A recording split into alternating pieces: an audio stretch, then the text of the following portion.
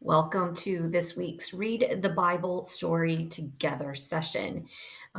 We are continuing with our Easter lectionary readings. So this week from John 14, verses 1 through 14, the story is called God's House. Sometimes it might be labeled in the grown up Bibles as Christ the Way, Truth, and Life.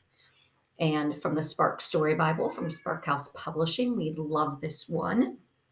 The story is God's House.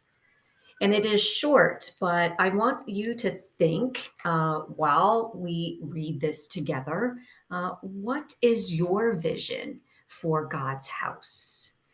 How do you see that place in your mind and in your heart and in your soul?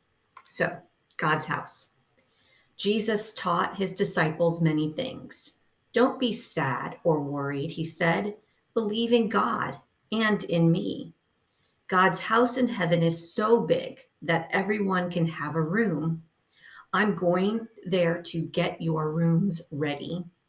Later, I'll come back to take you to God's house. You know the way to where I'm going.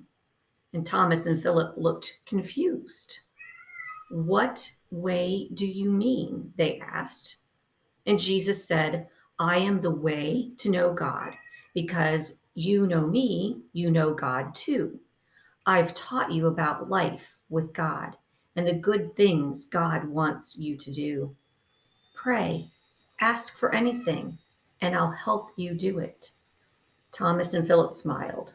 We can follow you and do what you ask us to do. You are our way to heaven.